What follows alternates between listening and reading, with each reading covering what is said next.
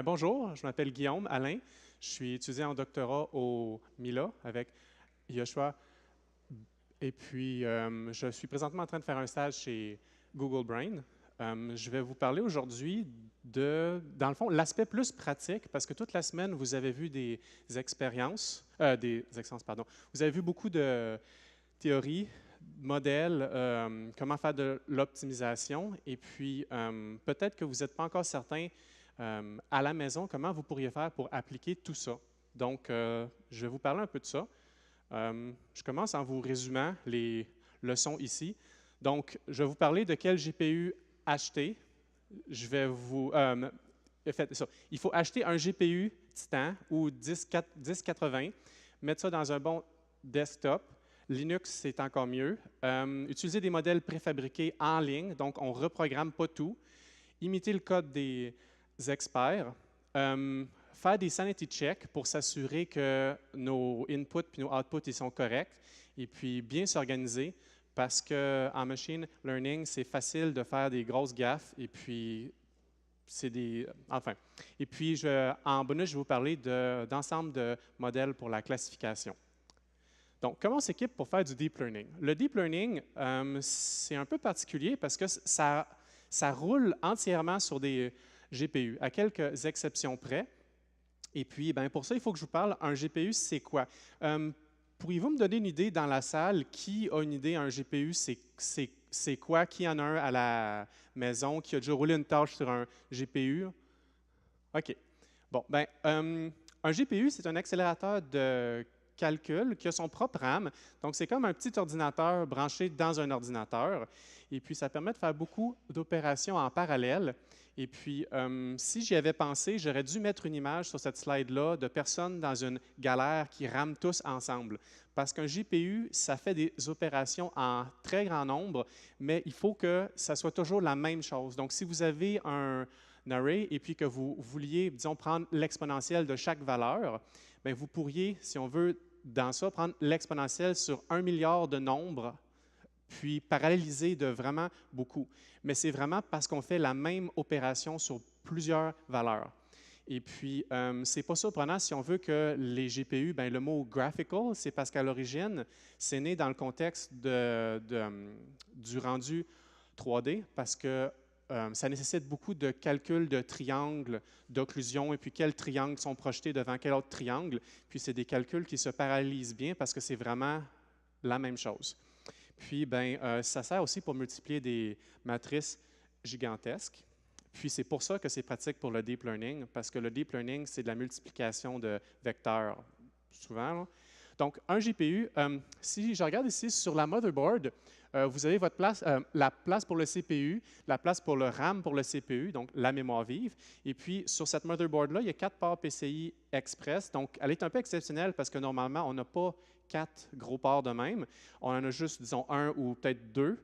Et puis, sur cette motherboard-là, donc, c'est possible de mettre 4 GPU. Donc, j'ai mis cette slide-là, pas pour vous encourager à faire ça, mais c'est un peu pour que vous compreniez à quel point c'est des grosses bébites, cette affaire-là. Un GPU, ce n'est pas juste une petite chose, ce n'est pas juste une petite puce, c'est une machine en soi embarquée sur la motherboard. Et puis, ça tire parfois, ben, en fait, souvent, plus de courant que la motherboard elle-même. Puis là, donc, dans cette configuration-là, il y en a 4. Parce qu'ils pouvaient le faire, comme je l'ai montré à la slide précédente, il y a 4 ports PCI Express, ils peuvent en mettre 4 dedans. Le marché est complètement séparé en 2 compagnies. Il y a AMD qui ont acheté ATI il y a environ une dizaine d'années. Leurs produits ont tendance à être plus dans le rouge. Et puis, il y a NVIDIA qui sont souvent en vert fluo et puis noir. Pour le deep learning, malheureusement, il y a vraiment juste NVIDIA qui est compétitrice. En tout cas, c'est vraiment la seule marque. Et puis, pour les autres tâches, autant que je sache, ça s'équivaut pas mal. La raison pourquoi est-ce que NVIDIA sont les seuls vraiment, c'est parce que il y a une dizaine d'années, ils ont sorti CUDA et puis ils ont sorti des librairies, si on veut, pour accélérer les opérations dont on sert quand on fait du deep learning. Donc, les convolutions, par exemple, qu'on voit souvent dans les premières couches pour les ConvNet, c'est des choses qui sont accélérées par la librairie cuDNN. Et puis, c'est une chose qui n'est pas disponible sur les cartes AMD. Et puis, NVIDIA, parce qu'ils ont choisi de se positionner un peu d'eux-mêmes, ça l'a fait qu'ils sont devenus la plateforme pour le deep learning. Et puis, on peut voir ici justement une espèce de comme stunt de PR, là, où est-ce que le président de NVIDIA livre personnellement une DGX-1 à Elon Musk chez OpenAI. Et puis, ils ont pris beaucoup de photos de ça. Et puis, cela étant dit, on en a une, nous autres aussi, au Mila. Oh oui, pardon? C'est pas lui qui l'a livré. Elon Musk n'était pas là, mais Yoshua Bengio était là. Puis, non, c'est pas. D'ailleurs, j'ai oublié de mentionner, si vous avez des questions, vous pouvez les poser n'importe quand. Je vais essayer de rendre ça interactif autant que possible, là, quand même. Oui.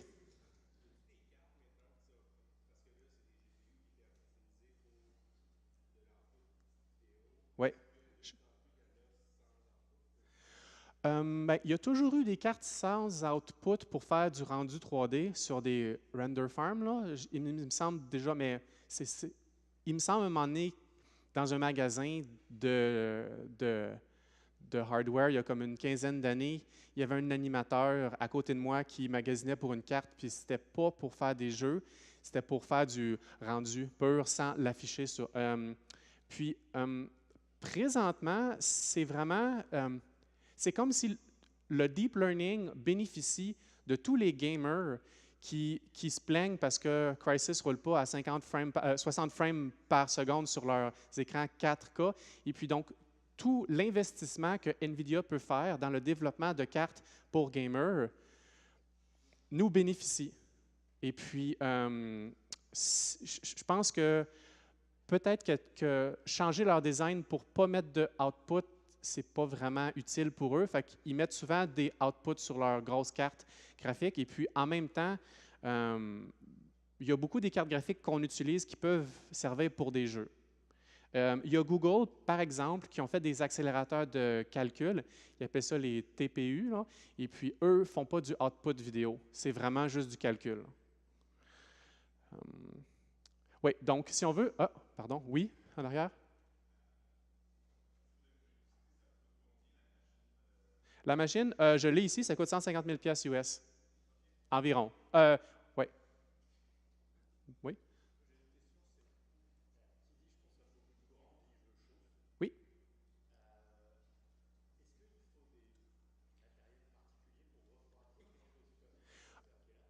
Euh, en fait, si on parle de cluster, en général, les gens qui montent des clusters, ils sont assez conscients de ce problème-là. Et puis, ils arrangent, si on veut, il y a de l'air climatisé qui rentre par le centre. Les ventilateurs tirent l'air par le devant et puis chassent l'air chaud par en arrière.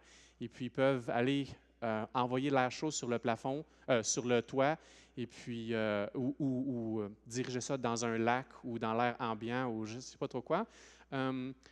En général, ils ne sont pas si déraisonnables que ça. Il y a des GPU, il y a quelques années, qui tiraient comme 400 watts pour un GPU, puis c'est vraiment, ça n'a aucun bon sens. Le radiateur était quand même gros, puis ça chauffait, puis ça tournait vite, ça faisait un gros vacarme de fou.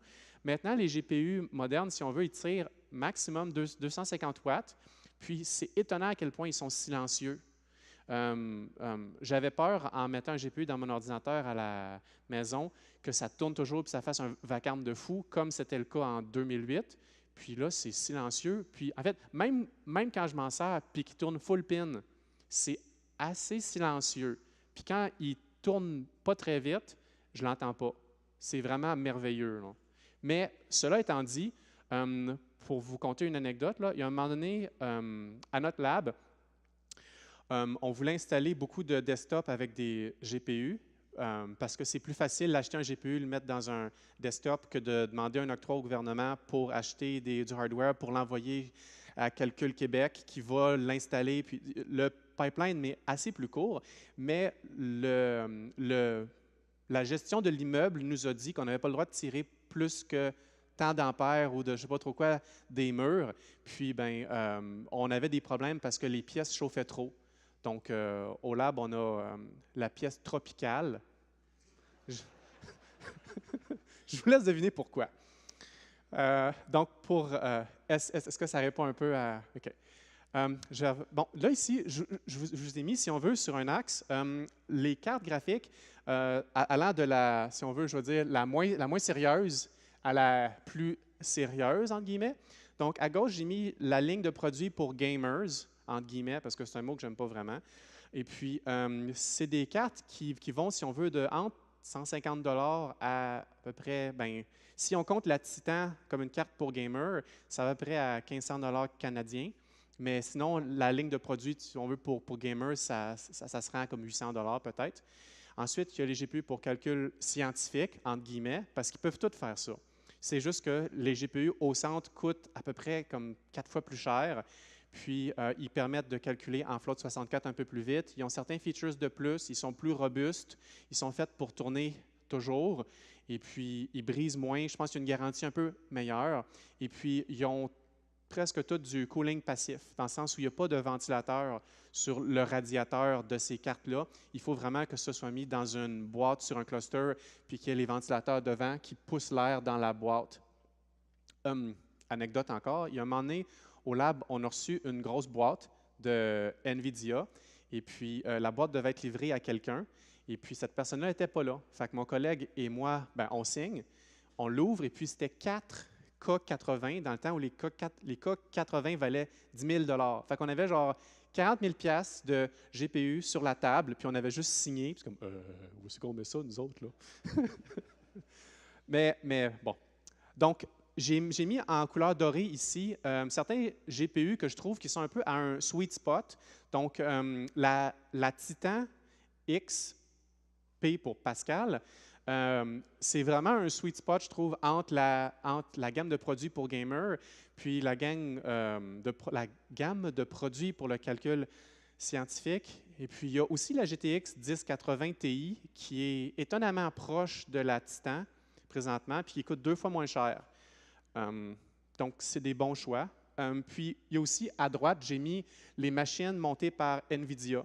Parce que NVIDIA peut vous vendre une boîte avec 8 P100. Donc, P100, c'est présentement, parce que la génération de Volta n'est pas sortie, c'est Pascal qui est encore la meilleure. Puis P100, c'est des Pascal. Donc, 8 P100, ça coûte 150 000 $ US. Et puis, ben, ce qui est bien avec ça, c'est qu'ils ont configuré la boîte pour que tout se tienne debout, puis qu'il n'y a pas de problème. Vous ne devez pas vraiment vous battre avec la motherboard, avec le BIOS, avec tout ça. Ça fonctionne. Puis, c'est possible de scaler up et puis d'en mettre une dizaine. Naturellement, si vous ne faites pas de deep learning encore, je ne recommande pas de commencer en vous achetant 10 DGX1.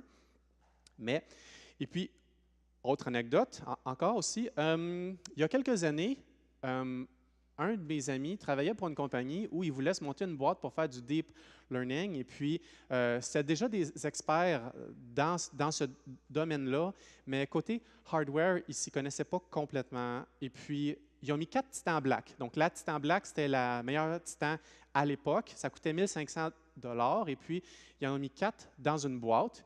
Et puis, ils ont mal configuré les settings pour le BIOS. Puis, ils ont grillé 4 Titans Black. 4 Titans Black, c'est 6 000 $. Donc, ils ont compris maintenant dans le BIOS, il fallait qu'ils cochent quelle boîte.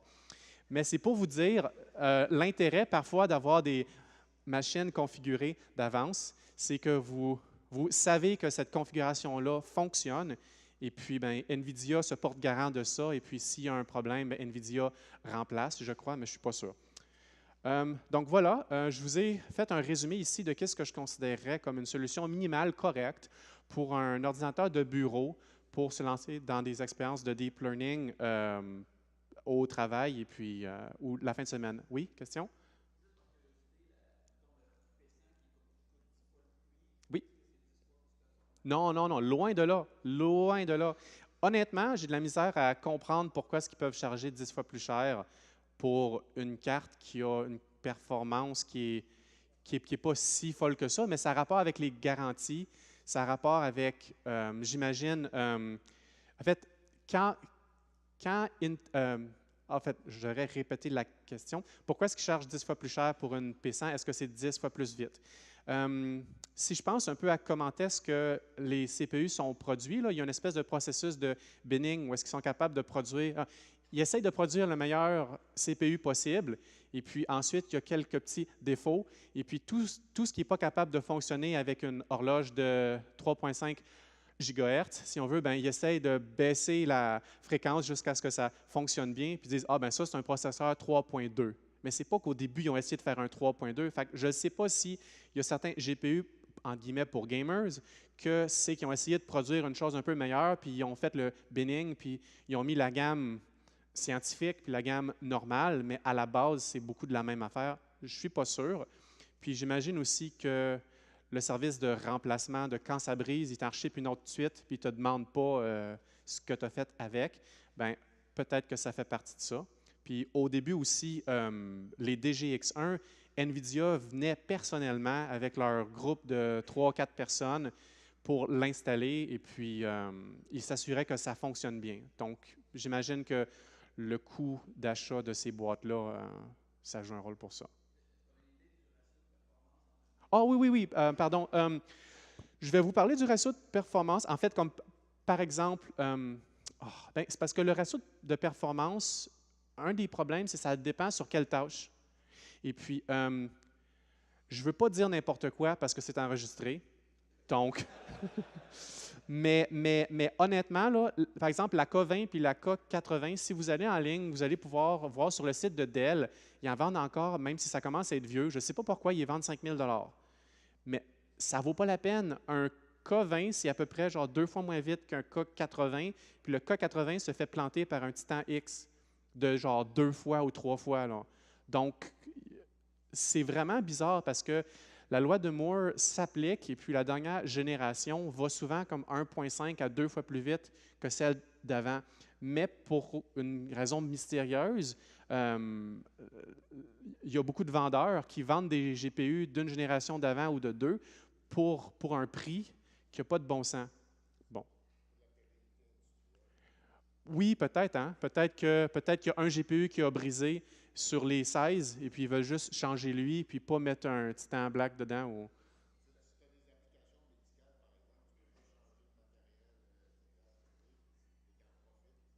C'est un bon point pour les applications médicales et puis pour les cas où est-ce qu'on ne peut pas mettre une carte différente dedans. Oui, la certification. Ah voilà. Ah ben, merci beaucoup. Oui, monsieur.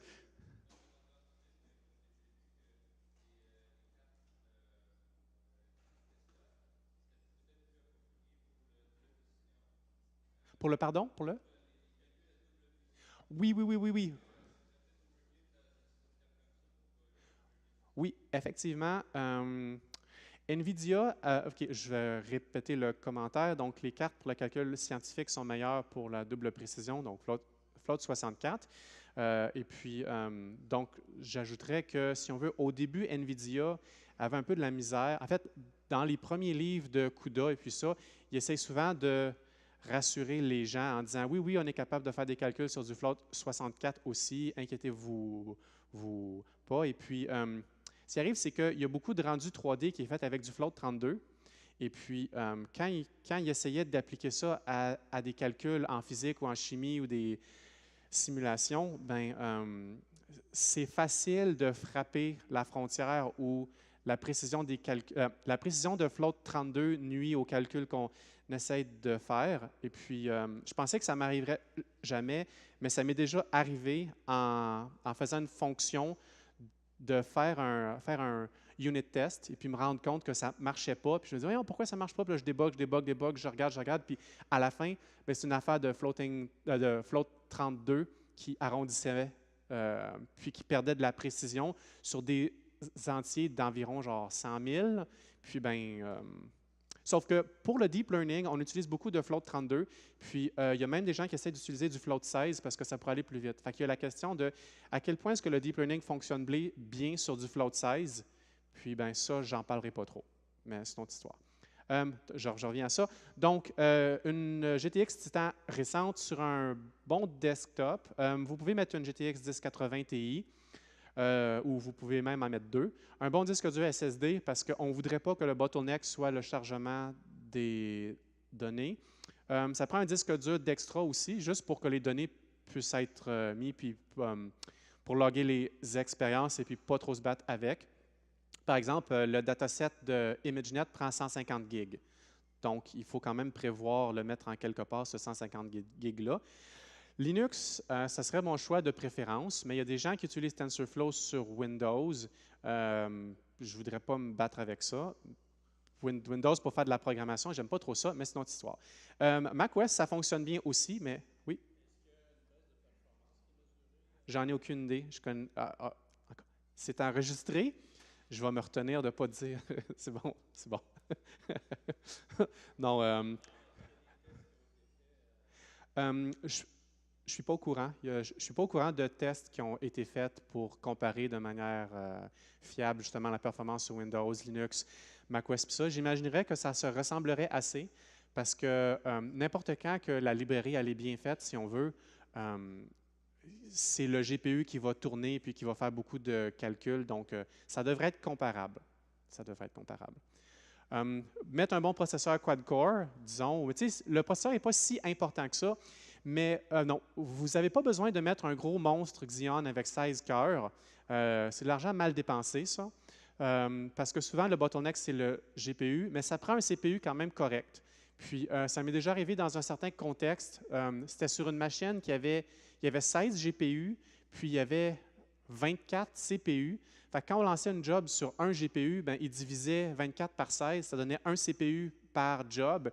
Puis le problème, c'est que le CPU n'était pas capable de fournir les données au GPU assez vite ou de la bonne façon ou sans être en busy wait. Puis, ben, essentiellement, tout était ralenti d'un facteur de 5. Donc, autant que ce n'est pas important de mettre un gros monstre avec 16 cœurs, il ne faut pas non plus donner un cœur par GPU parce que ça n'a pas de bon sens aussi. Cassez-vous pas la tête trop tôt pour le RAM, vous pouvez mettre 32 ou 64, mais pas 512, ça ne vaut pas la peine. Notons aussi que mettre 2 GPU, c'est quand même facile si votre motherboard supporte 2 ports PCI Express de la bonne taille.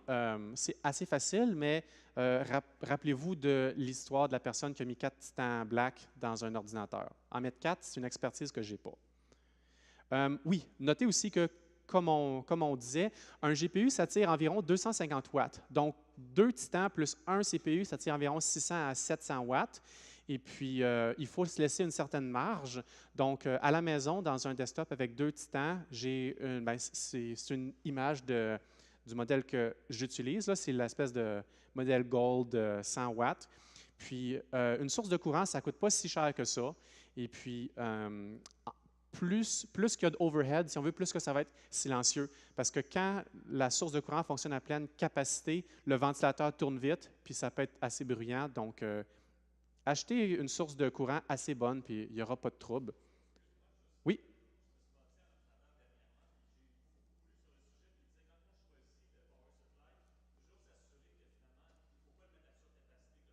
Oui. Ah, OK.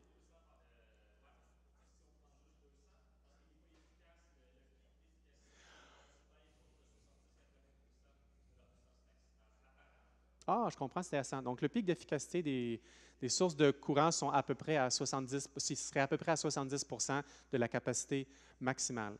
Ça me semble très plausible. Je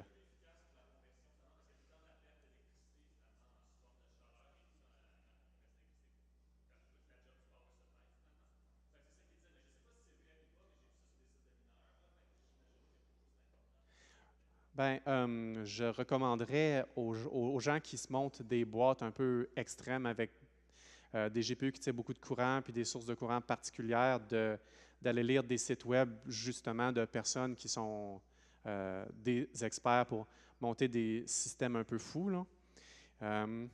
OK. Aussi, les GPU s'identifient avec des noms de physiciens. Donc, ils sont en ordre alphabétique, sauf pour le premier modèle où ils voulaient utiliser Tesla. Donc, Tesla, c'est un peu...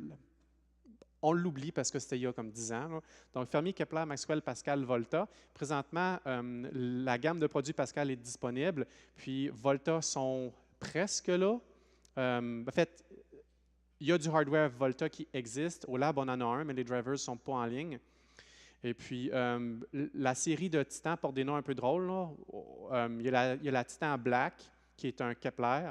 Il a fait la Titan Z. Je trouvais que c'est comme Titan zombie, en tout cas. Ou est-ce que c'est genre 2 GPU qui se foncent dedans, puis ça fait un mutant, puis enfin. Là, il y a la Titan X, qui est une Maxwell. Puis ensuite, ils ont appelé la prochaine Titan X, parce qu'il était aussi brillant que Xbox 360. Donc, ils ont appelé ça Titan X puis Titan X, mais en ligne, les gens se sont mis à mettre Titan XP pour dire Pascal. Puis, j'ai vu certaines boîtes de Titan X Pascal que c'était marqué Titan X, puis d'autres que c'était marqué Titan XP. Donc, peut-être qu'ils ont corrigé cette erreur-là. Donc, comme je disais tout à l'heure, il y a un facteur d'à peu près 1,5 à 2 que j'ai remarqué entre les versions successives de Titan. Et puis, quand vous en commandez un, faites juste vous assurer que c'est un Pascal, puis pas un Maxwell. Si vous commandez ça, parce que les 1080 Ti sont pas mal bonnes aussi. Pour vous donner une petite idée de la performance sur CPU versus la performance sur GPU, personnellement, dans le cas d'entraînement de classifieurs d'images, j'ai pu remarquer qu'il y avait une différence d'environ 80 fois entre CPU et GPU. Et puis, 80 fois, c'est la différence entre je lance la job à soir, je me couche, puis demain matin, 8 heures, ça va être prêt, versus ça roule pendant un mois au complet, puis je ne peux pas rien faire pendant ce temps-là. Fait que c'est vraiment important, là. Oui?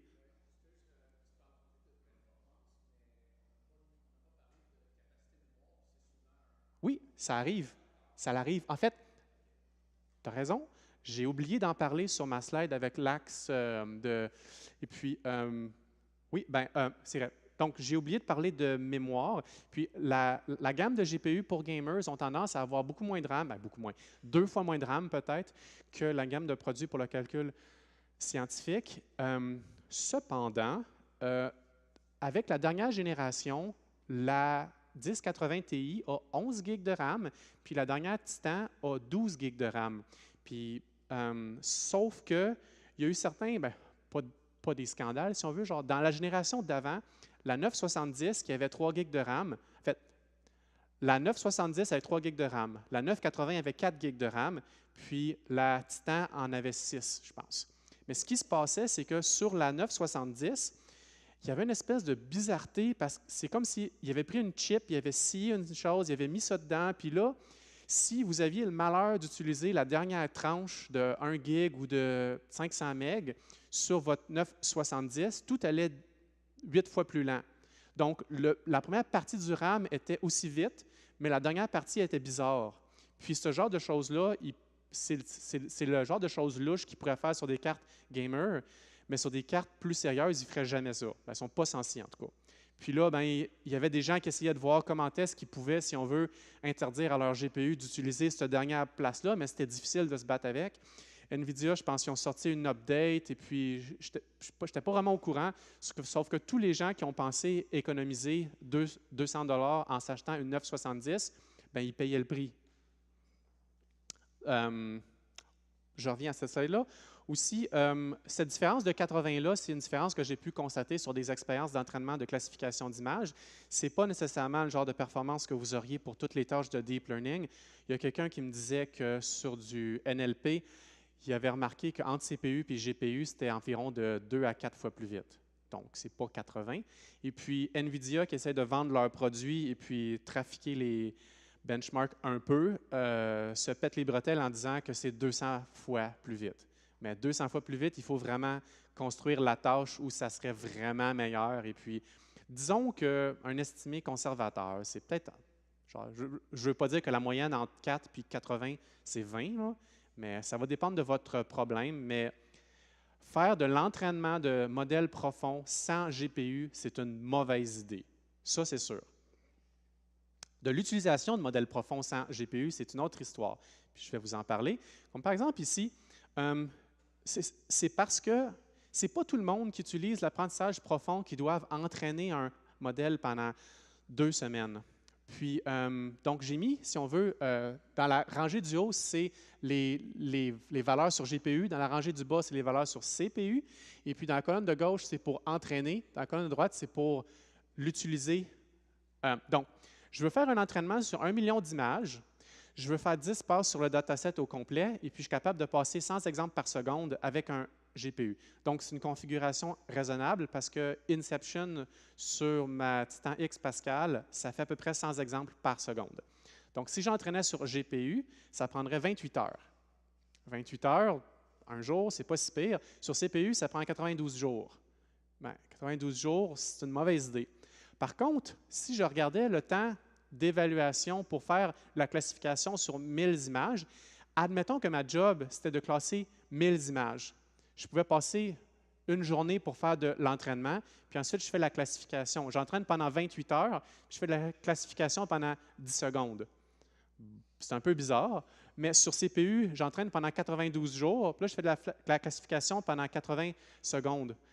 Donc, si vous utilisez un modèle pré-entraîné, puis que l'entraînement ne rentre même pas en ligne de compte, mais ce qui arrive, c'est que vous downloadez un modèle en ligne, vous le roulez sur votre CPU, ça prend 80 secondes, puis la tâche est finie. Donc, que vous l'ayez roulé sur GPU ou sur CPU, ça ne change vraiment rien ici. Ça ne change vraiment rien parce que c'est une tâche à petite échelle. Si vous aviez à faire de l'évaluation sur 1000 images à chaque seconde, bien là, vous devriez scaler puis avoir un rack avec 100 GPU dedans. Mais là, on parle juste d'une tâche ponctuelle. Puis, bien, dans ce contexte-là, il faut être un peu plus smart et puis se dire, bien, peut-être qu'un GPU, ce n'est pas nécessaire. Peut-être que je peux utiliser un modèle disponible en ligne, le rouler sur mon CPU, puis il n'y a pas de problème. Donc, ce n'est pas tout le monde qui a besoin d'entraîner des modèles profonds. Aussi, une question que les gens posent souvent, c'est en termes de hardware Apple, quel laptop est-ce que je peux prendre? Bien, ce qui est dommage, c'est que Apple n'a pas de laptop avec un GPU NVIDIA dedans. Ça n'existe pas. Bien, pas dans la génération récente. Là. Les derniers, c'était il y a 3 ans à peu près. Et puis, honnêtement, je pense que ce n'est pas si nécessaire que ça, parce que vous pouvez toujours mettre un GPU dans un desktop ailleurs, puis vous brancher par SSH dessus. Et puis, il y a manière de débugger la syntaxe de son code sur un laptop en roulant TensorFlow sur un CPU et puis envoyer ça sur le cluster ensuite. C'est sûr que ça ne permet pas d'évaluer à quel point est-ce que notre expérience apprend vite. Ce n'est pas parfait. Et puis, bien, dans l'avion, pauvre de vous, vous allez devoir pas avoir de GPU. Il y a des laptops avec Windows. On peut installer Linux dessus, j'imagine. Mais il y a le... quelqu'un me disait qu'il y a le Dell XPS, qui a une GTX 1050, tant mieux. C'est aussi possible de mettre un enclosure avec un GPU dedans, brancher ça par port Thunderbolt 2 ou 3, et puis là, le temps de communication entre le GPU puis l'ordinateur est comme, je pense que le bandwidth est divisé par 4 sur Thunderbolt 3, puis bien, dans certaines tâches, ça pourrait être un problème. Je ne sais pas, je n'ai pas l'expertise pour ça, mais ne cherchez pas le laptop de Apple qui a un accélérateur NVIDIA dedans. Il n'y en a plus. Le goulot d'étranglement pour une expérience. Ça aussi, ça a le rapport avec pourquoi est-ce qu'on veut plus de RAM sur un GPU. Parce que comme que je disais, les cartes de gamers, ils ont souvent moins de RAM, puis les cartes pour le calcul scientifique, ils ont plus de RAM. Je vais vous donner un exemple de comment est-ce que le RAM, ça entre en ligne de compte pour des expériences d'entraînement de deep learning. Ce qui arrive souvent, c'est qu'on veut que le bottleneck soit vraiment sur le calcul sur le GPU. On ne veut pas que le bottleneck soit la lecture des données sur le disque dur. On ne veut pas que ce soit la mémoire disponible sur le GPU qui manque. Et puis, souvent, ce qu'on fait, c'est qu'on va passer plusieurs exemples en même temps sur le GPU. Et puis, c'est purement des raisons hardware qui font que parfois, passer un exemple dans un modèle profond, ça prend autant de temps qu'en mettre 8 ou qu'en mettre 16 ou qu'en mettre 32. L'exemple que je donnerais, c'est si je vous envoie à la cuisine chercher une fourchette, ça vous prend 30 secondes peut-être. Si je vous envoie pour en chercher 2, ça vous prend 30 secondes encore. Si je vous en demande 3, 30 secondes, 4, 30 secondes, jusqu'à un moment donné où est-ce que vous avez les mains pleines, puis là, vous devez faire 2 voyages. Donc, n'importe quel nombre de fourchettes en bas de 32, ça prend le même temps. Puis, les CPU modernes sont designées avec tellement de niveaux de cache qu'on se retrouve avec ce phénomène-là.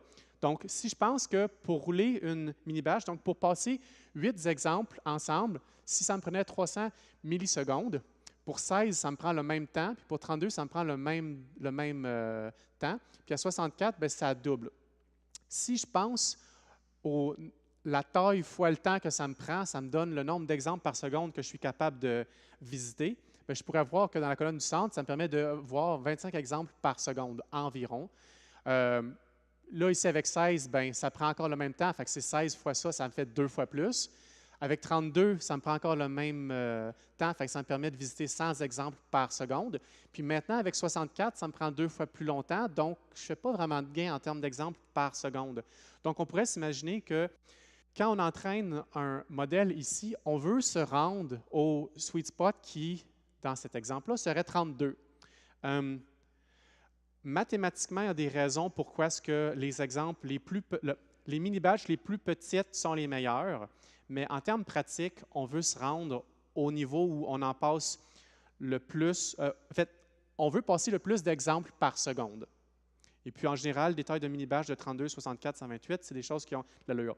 Mais là, ce qui arrive, c'est que le coût en mémoire, lui, il scale linéairement en fonction de la taille de la mini-batch. Bien, presque linéaire. En fait, il y a, si on veut, la taille pour les paramètres pour notre modèle, ça pourrait être 100 MB. Et puis ensuite, il y a la taille pour les buffers pour faire les calculs sur notre mini-batch. Donc, ce qui arrive, c'est que si la mini-batch est 2 fois plus grande, ça me prend 2 fois plus d'espace. Donc, ça passe de 1 gig à 2 gigs à 4 à 8. Puis, bien, dans cet exemple-là, on a dit qu'on voulait se rendre sur cette ligne-là ici avec 32, fait qu'on a besoin d'un petit peu plus que 4 gigs. Mais si on avait un GPU qui avait 3 gigs, bien, on serait coincé à utiliser des mini-batchs de taille 16. Puis des mini-batchs de taille 16, bien, on le voit ici, ça fait 50 exemples par seconde plutôt que 100. Donc, ce n'est pas tellement la puissance de calcul dans ce cas-là qui limiterait l'entraînement, c'est le RAM qu'on peut utiliser pour faire le calcul qui serait le bottleneck ici. Donc, c'est une des raisons pourquoi est-ce que le RAM, ça peut être important. Et puis, il y a d'autres cas où est-ce qu'il y a des modèles qui sont encore plus gros que ça. Il y a des cas où est-ce que les mini-batchs doivent être plus grosses. Et puis, puis ça arrive aussi, dépendamment de la méthode d'optimisation qu'on utilise, ça peut prendre plus de RAM. Puis, bien, c'est malheureux quand on veut faire de l'optimisation avec une méthode parce qu'on sait qu'elle est meilleure, mais on n'a pas le RAM, puis on est coincé pour prendre quelque chose qui est moins bon. Il y a aussi, pardon, oui?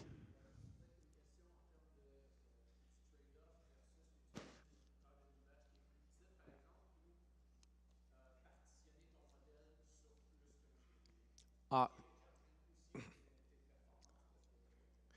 le multi-GPU, c'est un sujet un peu plus avancé. Malheureusement, c'est pas clair. Il n'y a pas de solution clé en main facile pour ça.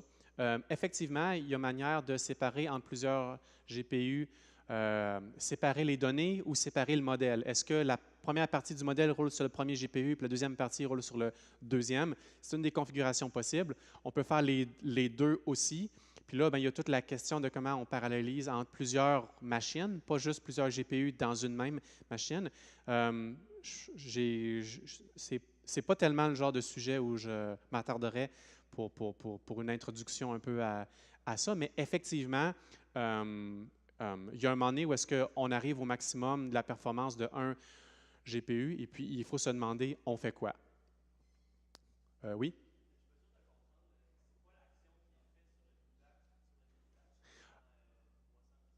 L'action qui est faite, c'est quand on a un modèle avec, si je prenais un modèle avec 10 couches, disons la première couche fait une convolution avec un certain nombre de filtres, la deuxième couche fait une autre avec un certain nombre de filtres. Donc, convolution, convolution, convolution. Ensuite, une couche dense, dense, dense, dense. Puis ensuite, il y a une classification faite à la fin. Mais ce qui arrive, c'est que pour l'entraînement, il faut calculer le gradient, donc la dérivée. Et puis pour ça, bien, il faut conserver les valeurs calculées à la couche 1 servent non seulement à calculer la couche 2 et 3 et 4 et autres, mais servent aussi pour l'update des paramètres quand, lors de la backpropagation, on va aller calculer le gradient par rapport aux paramètres de cette couche-là. Donc, le plus de couches qu'on a, le plus de buffer temporaire que ça va prendre. Puis le plus qu'on a une mini-batch qui doit contenir beaucoup d'exemples, bien, le plus que ces buffers temporaires-là doivent être gros pour contenir ces valeurs-là. Est-ce que ça... Ah, ben, oui, effectivement, j'ai peut-être pas mentionné dans le fond, j'ai peut-être sous-entendu que c'était clair, mais c'est pendant l'entraînement, c'est vraiment, on passe beaucoup d'exemples et puis on calcule le gradient, enfin, on calcule le gradient par rapport aux paramètres sur cette mini-batch-là. Et puis ensuite, on peut updater les paramètres en faisant une direction dans la direction du gradient ou une version modifiée de ça. On pourrait aussi imaginer que ça pourrait être un cas qui n'est pas de l'entraînement puis qui est juste pour faire de la classification sur plein d'images. Admettons qu'on a un été au complet pour faire de la classification entre 1 million d'images de chats ou de chiens. Bien, on va vouloir avoir la configuration qui est capable de broyer le plus d'exemples par seconde. Puis cette configuration-là, ça implique peut-être de jouer avec la taille de chaque mini-batch pour prendre le maximum possible avec le RAM disponible sur le GPU. Oui, pardon.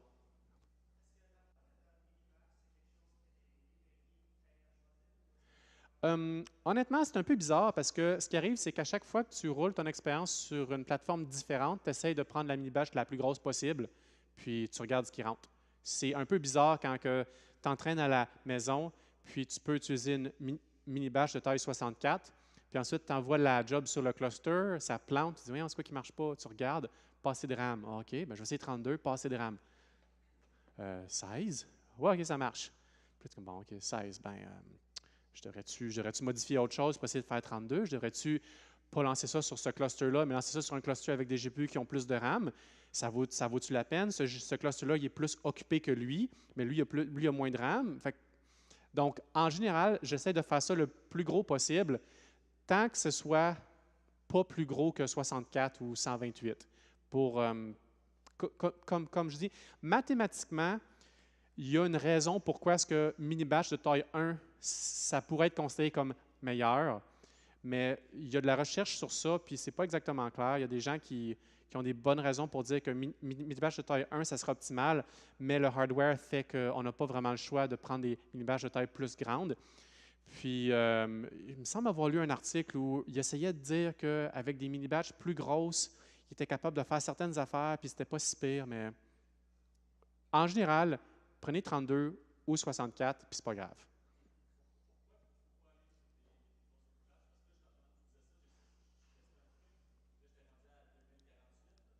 Bien, ça dépend toujours c'est quoi. Par exemple, sur certains modèles de RNN, par exemple, le problème, c'est que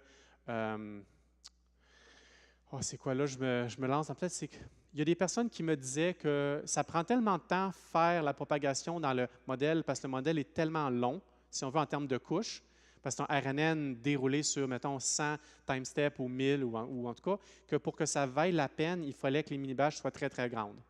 Puis, ben, la raison pourquoi est-ce que des mini-batches de taille 1000, c'est pas optimal, ben, ce que j'expliquerais peut-être, c'est que admettons, admettons que vous pouviez apporter des corrections à votre modèle, puis qu'à chaque exemple qui rentre, vous l'ajustiez juste un petit peu.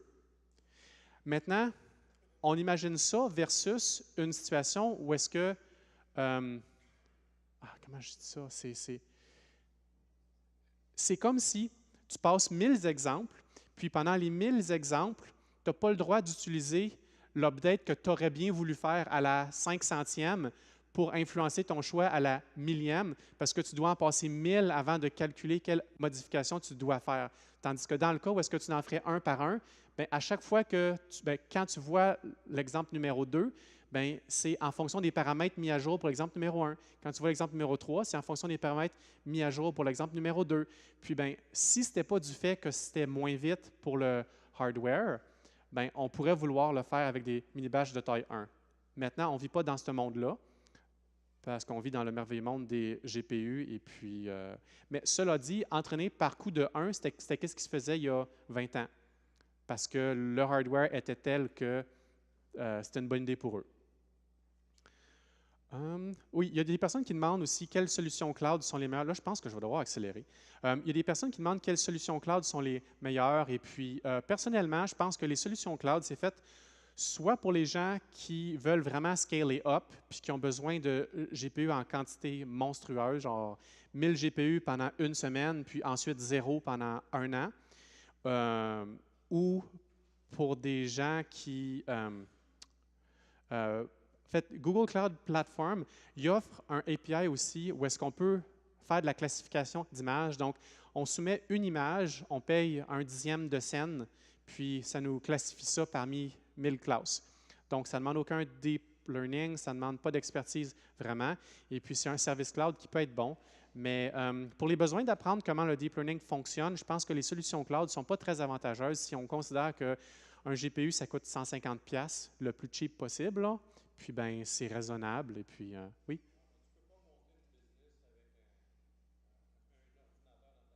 Non, non, je sais. Non, non, non, et voilà, voilà, effectivement. Effectivement. C'est pour scaler up. Parce que si. Oui, mais. OK, bon point. Disponibilité de service. Et puis, c'est vrai qu'il ne faudrait pas qu'il y ait une panne de courant. En fait, c'est comme faire un serveur web dans sa cave. Là. C'est bien cute, mais. Bon, pour rouler une expérience de deep learning, je vais vous parler de quelques trucs aussi. Là. Une expérience de deep learning, si on veut, ça a. Les deux diagrammes suivants décrivent un peu, il faut penser à quoi. Il y a l'entraînement d'un modèle en soi, et puis il y a l'entraînement d'une collection de modèles pour trouver quel modèle satisfait le mieux.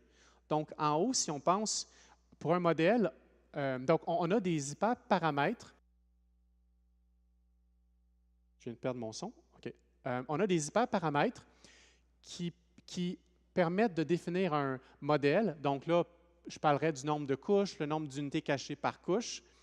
Et puis, le modèle plus les données s'entraînent et puis produisent des paramètres entraînés pour notre modèle qui, si on veut, donnent aussi une mesure de performance. Puis, les hyperparamètres peuvent aussi servir pour l'entraînement si on pense au learning rate et puis à quelques autres choses. Mais dans ce contexte-là, je vais parler des hyperparamètres qui permettent de définir un modèle. Donc, si je pense ensuite, comment on fait pour savoir que... Oui, je vais perdre le son encore. Hop, hop, hop.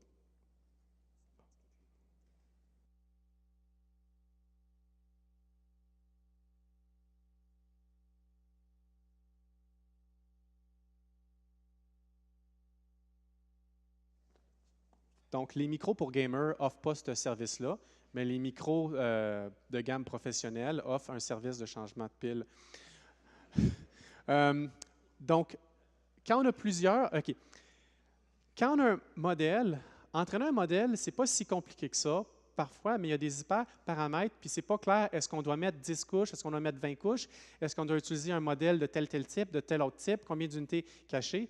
Et puis, souvent, ce qu'on veut faire, c'est qu'on veut générer toute une famille de modèles et puis les entraîner en parallèle et puis ensuite essayer de voir lequel de ces modèles-là est le meilleur. Donc, souvent, c'est une chose qu'on lancerait sur un cluster. Et puis, il faut penser à quelle configuration d'hyperparamètres on veut explorer. Je pense que Yoshua avait une présentation mercredi sur ça. Donc, je vais présumer que vous êtes familier un peu avec le concept des hyperparamètres. Et puis, donc, si on veut, ça fait MapReduce un peu comme configuration. Si on veut, genre, j'ai les hyperparamètres et puis, si on veut, je map la tâche d'entraînement et puis les valeurs que ça me donne, c'est les mesures de performance. Et puis ensuite, je peux reduce sur les logs produits par ces expériences-là, puis me faire un rapport pour dire quelle configuration d'hyperparamètres donnait les résultats les meilleurs. Et puis, donc, mais tout ce setup-là, si on veut, ça génère beaucoup de fichiers, ça génère beaucoup de logs, ça génère des graphiques, ça génère des configurations différentes. Les hyperparamètres, parfois, c'est pas nécessairement facile de savoir on va les mettre où, puis c'est facile de s'empêtrer, puis de se retrouver avec une espèce de fouillis. Et puis, quand on a un fouillis, c'est jamais le fun de se dire, le deadline de conférence est dans une semaine, j'ai déjà entraîné un modèle qui était bon. Je ne me souviens plus, je l'ai mis où. Je ne me souviens plus quels hyperparamètres j'ai mis. Je ne me souviens pas, je l'ai entraîné. Est-ce que je l'ai entraîné sur tel cluster? Je l'ai-tu entraîné chez moi? Donc, c'est pour votre propre bien qu'il faut apprendre à gérer ces expériences parce que sinon, ça ne marche pas. Je vais faire un parallèle, si on veut. Dans une autre vie, quand j'ai été pogné pour faire du Java, il y a une certaine tradition, il y a une certaine manière d'organiser ces expériences, ces packages, ces unit tests, c'est tout ça. Et puis, quand on utilise Eclipse, puis qu'on part un projet, bien, ça nous fait une espèce d'organisation de projet où est-ce qu'on sait qu'est-ce qui est où. Et puis, c'est plus facile de se retrouver. Sauf que pour le deep learning, bien, il n'y en a pas vraiment parce que les expériences de deep learning sont assez variées. Puis, ce n'est pas évident de savoir comment on s'organise pour ça. Je vais vous recommander deux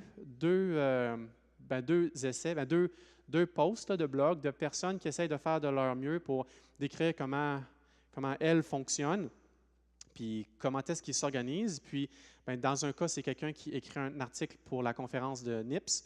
Et puis, bien, on voit ses résultats, ses articles, son code source. Mais il y a toujours la question de quand on entraîne un modèle sur un cluster et puis que le modèle génère des checkpoints et puis que ces checkpoints-là peuvent prendre 1 Tera, est-ce qu'on veut ramener ces checkpoints-là ou quand ça prend, disons, 20 MB? On a pour 20 MB de checkpoints, de graphiques, de logs, puis je ne sais pas quoi, mais on ne veut pas ramener ça sur GitHub. Donc, il faut, puis le dataset lui-même pourrait prendre 150 gigs. Donc là, on a une espèce de problème on gère du code source, on gère des logs, puis on gère des datasets, et puis ce n'est pas évident quoi mettre où. Et puis, ce qui est bizarre, si on veut, c'est que la solution varie dépendamment de votre problème. Il y a des gens qui entraînent des algorithmes où ils font de la simulation de Grand Theft Auto, qui projettent des images et puis ils entraînent un agent à piloter un char dans Grand Theft Auto. Et puis, c'est pas comme si leur setup, il n'y aura pas l'air de ça. Il va y avoir certaines choses en commun, mais ça va être personnalisé. Donc, inspirez-vous de ce que les autres personnes font. Oui, aussi, j'en ai déjà parlé au début. Si vous pouvez utiliser un modèle préfabriqué, pré-entraîné, pré-tout, et puis que le modèle est bon pour votre tâche, c'est tant mieux. Parce que vous allez vous épargner 2 semaines pour l'entraînement, peut-être. Vous allez vous épargner 2 mois pour le débogage. Et puis, il y a des meilleures chances que ça fonctionne. Donc, vous pouvez chercher pour les mots-clés Model Zoo ou Pre-trained Model ou Pre-trained Model Weights. Et puis, il y a beaucoup de modèles classiques qui sont disponibles en ligne. Comme par exemple, dans TensorFlow, ici, il y a ce répertoire-là. Donc, il y a des grands classiques tels que AlexNet, Inception, ResNet, VGG. Et puis, c'est facile, ils sont tous implémentés là.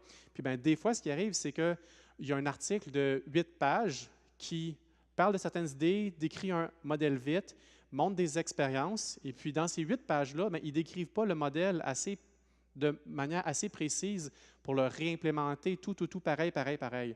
Donc, si vous utilisez leur code, non seulement leur code décrit parfaitement leur modèle, mais en plus, leur code, c'est une implémentation. Donc, c'est tellement plus simple.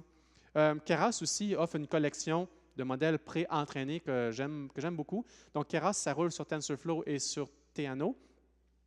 Et puis, Café, que je n'utilise pas. Café, eux, ils ont beaucoup de modèles. Puis, pour chaque modèle, je pense qu'ils ont des résultats sur quel dataset. Donc, non seulement on peut utiliser un modèle pré-entraîné, mais on peut savoir que le modèle pré-entraîné avec tel poids devrait avoir une performance de temps sur tel dataset. Fait que c'est pas mal pratique. Puis, pour vous donner un exemple aussi, en fait, c'est une mise en garde, ça, un peu. Donc, ici, c'est dans Keras quand on veut utiliser le modèle ResNet 50. Donc, si vous remarquez, le modèle est chargé ici. ResNet 50, weight égale ImageNet. Donc, c'est facile de même. Et puis ensuite, ce qu'ils font, c'est qu'ils vont l'utiliser sur une image d'éléphant. Et puis, ils vont essayer de voir la classification qui sort. Est-ce que c'est effectivement éléphant? Et puis, c'est le genre de bonne pratique qu'il faut avoir parce que si on fait juste charger ça et puis qu'on oublie de spécifier les poids, on suppose que les poids vont être là, mais peut-être que ça ne marchera pas. Ou peut-être, en fait, que les données… En fait, il y a toutes sortes de problèmes qui peuvent se produire. Et puis, c'est important de faire des unit tests parce qu'en deep learning, on peut avoir des bugs vraiment bizarres. Puis, si on entraîne un modèle, ça peut être pire parce qu'on peut avoir une partie du modèle qui ne fonctionne pas, suivie d'une partie du modèle qui fonctionne. Et puis, le modèle qui fonctionne, lui, va essayer de s'entraîner pour corriger les erreurs que le premier fait. Et puis, on ne pourra pas savoir que la première partie a des erreurs parce que les erreurs vont être compensées par la partie 2. Puis là, ça donne une sorte de cochonnerie, là. J'ai une question pour vous. Dans la partie ici, Pre-Process Input, quel genre de choses est-ce que vous pensez qu'il pourrait vouloir faire et puis pourquoi? Juste, ben là, en fait, c'est sur ma prochaine slide, puis vous avez mes slides, là. Mais, bon, standardiser le input, ouais, ben, c'est un peu, puis pourquoi est-ce que c'est important?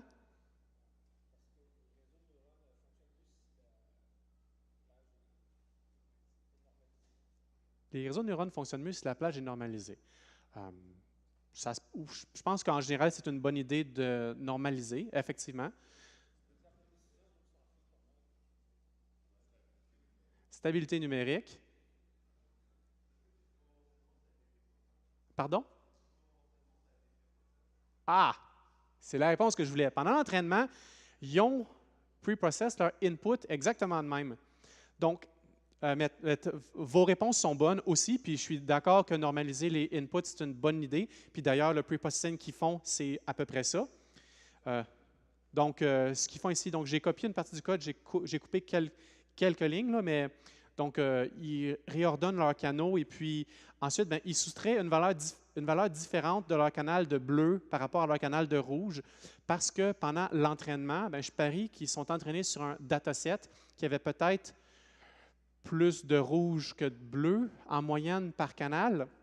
Fait qu'ils ont recentralisé leurs données.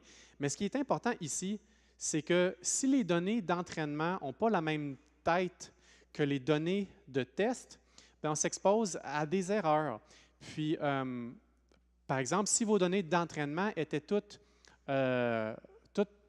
c'était des photos prises par des journées ensoleillées, puis, bien, pour reprendre un grand classique, puis vos données de test, c'est des photos prises par journée nuageuse, bien, ça serait plus difficile. Ça ne veut pas dire que c'est impossible, parce qu'on voudrait des algorithmes de perception qui sont capables de reconnaître, par exemple, des objets indépendamment de l'angle ou de la lumière, mais ça va juste être plus difficile. Et puis, si pendant l'entraînement, par exemple, nos pixels prenaient des valeurs entre 0 et 1, et puis pendant le test, ça prend des valeurs entre moins 128 puis 128, mais là, c'est plus la même affaire du tout, là.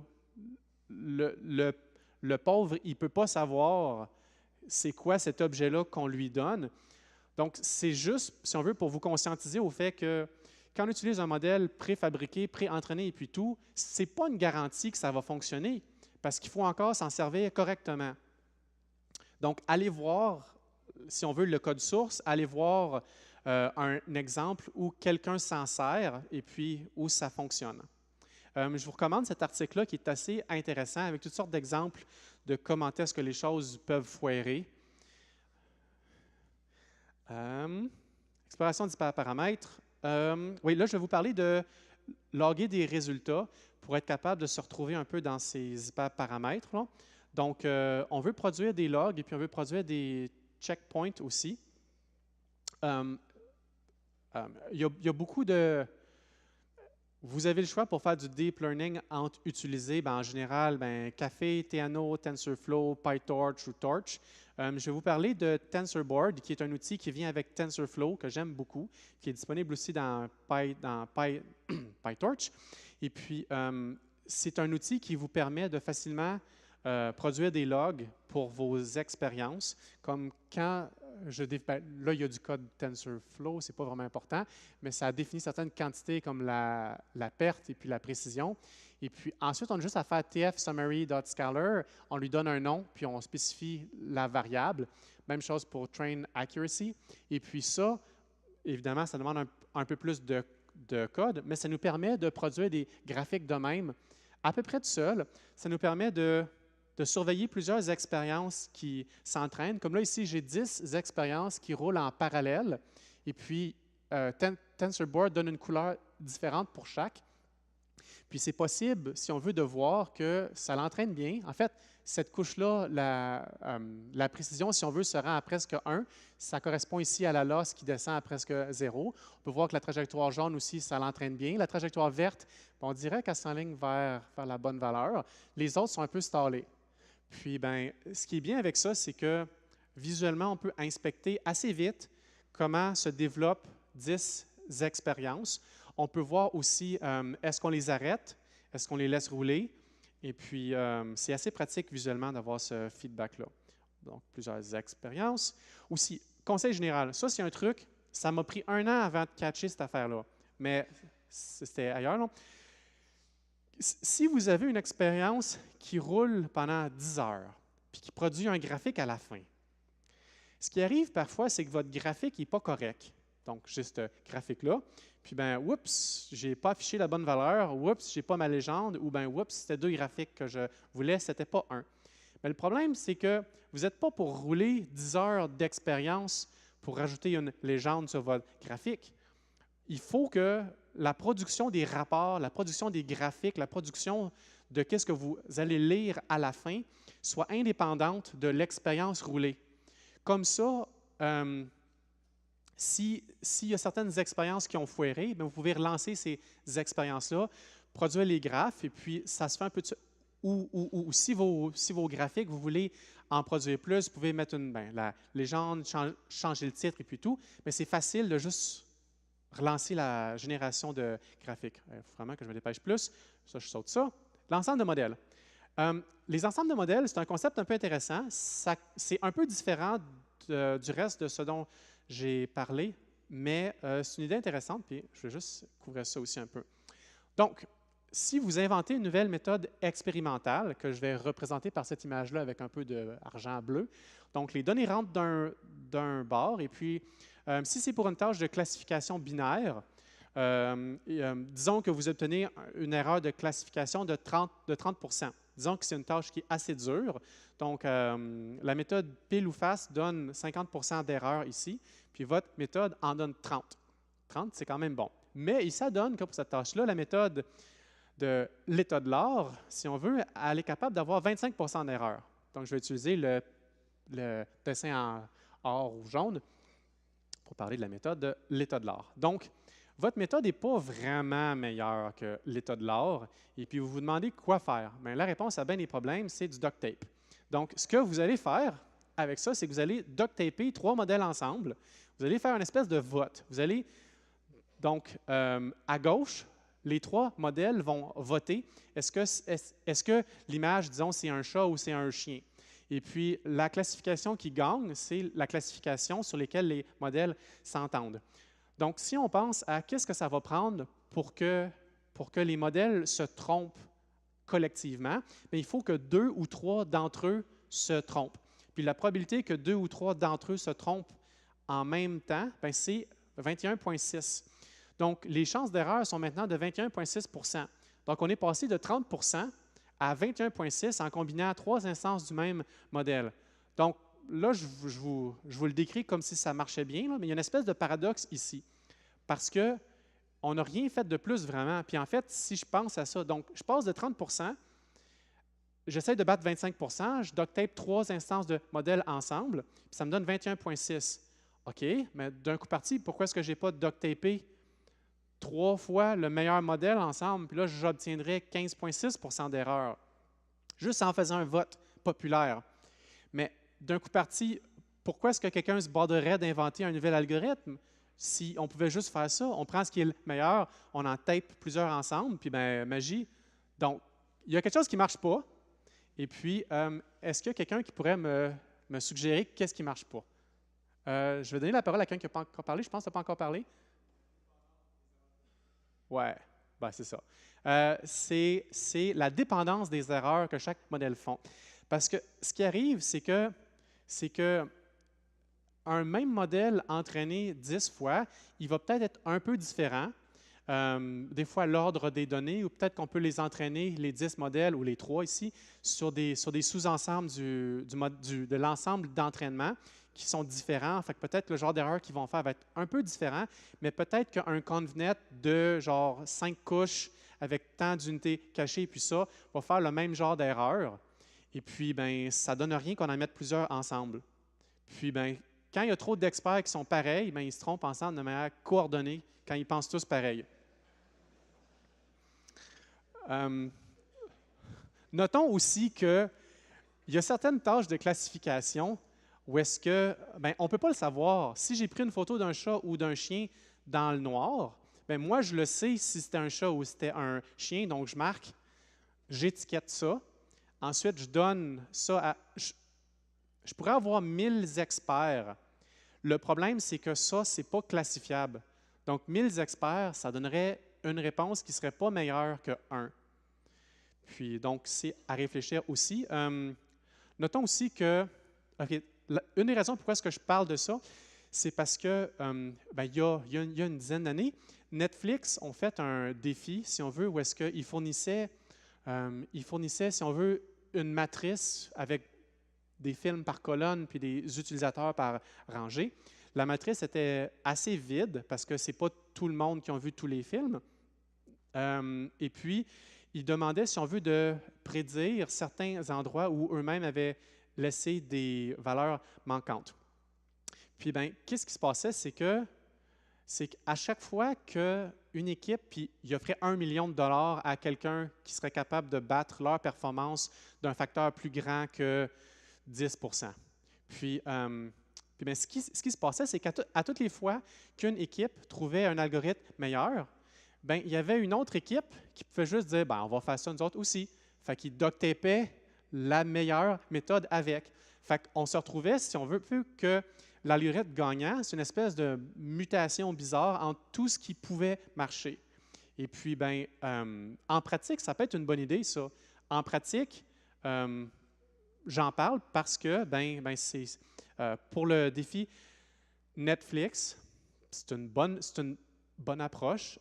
Parfois même, ce genre de choses-là, ça peut poser des problèmes pour les articles de recherche parce que si vous inventez un algorithme meilleur, le problème, c'est que vous voudriez vous battre contre un algorithme pur, entre guillemets, ou simple, pas contre une duct-taperie de tous les algorithmes qui peuvent marcher peut-être, parce que dans ce cas-là, bien, vous devriez comparer votre cochonnerie duct-tapée avec votre chose dedans versus la cochonnerie duct-tapée la meilleure. Puis, bien, produire ça, ce n'est pas évident, c'est un paquet de troubles.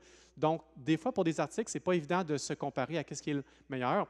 Puis, bien, heureusement, les gens font des comparaisons entre des modèles assez simples, pas le modèle industriel pratique avec tous les hacks dessus. Aussi, donc c'est ça. Donc, c'est possible qu'en pratique, on ait une situation où, bien, faites 3 modèles meilleurs que un. En fait, si le modèle doré est meilleur que le modèle argenté ici, bien, on s'imagine qu'en mettre 3 ensemble, ça va être meilleur. Mais par contre, c'est possible que si on est pour faire un ensemble de 3, on veuille mettre de la diversité dedans. Par contre, si ce modèle-là était vraiment pourri, bien, ce n'est pas nécessairement clair que rajouter un modèle pourri, c'est une bonne idée. Donc, ça dépend toujours à quel point ce que lui-même est bon et à quel point ce qui est différent.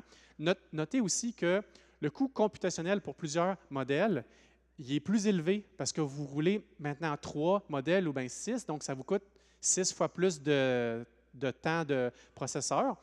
Par contre, c'est possible d'utiliser des modèles moins élaborés qui roulent plus vite. Donc, si vos modèles tournent 10 fois plus vite, mais que vous en avez 2 fois plus, bien, vous faites un certain gain dans ça. Puis, oui, une question?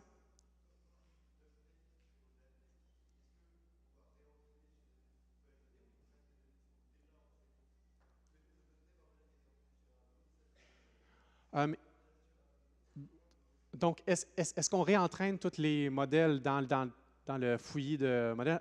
Ben, idéalement, je dirais que non.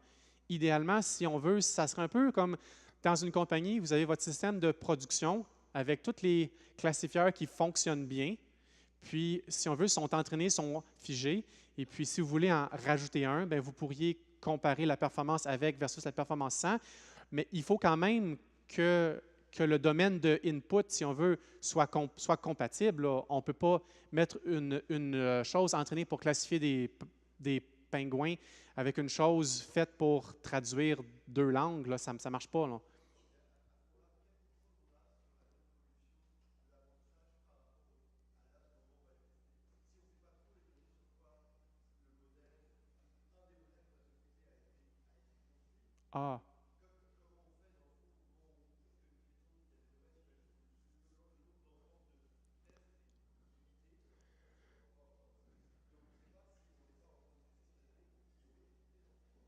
Ah, ah, donc, si je récapitule, si on veut, j'essaie de... donc, vous inquiétez un peu de la possibilité de... Si on a un certain modèle dont l'ensemble d'entraînement est utilisé dans l'ensemble de tests pour tout ça, est-ce que ça polluerait pas un peu? Est-ce que ça spoilerait pas, si on veut, l'ensemble de tests?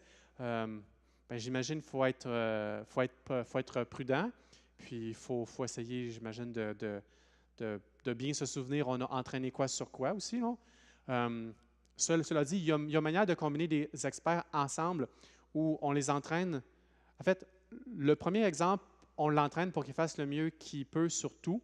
Puis le deuxième, on l'entraîne sur les exemples que le premier classifie mal, où on met plus d'importance aux exemples que le premier n'est pas capable de classifier. Puis ensuite, on peut en mettre un troisième qui met plus d'importance aux choses qui sont mal faites à date. Et puis, ça, c'est une technique un peu différente. C'est un peu entraîner ensemble pour se complémenter plutôt que prendre des choses qui fonctionnent indépendamment, puis ensuite faire un vote.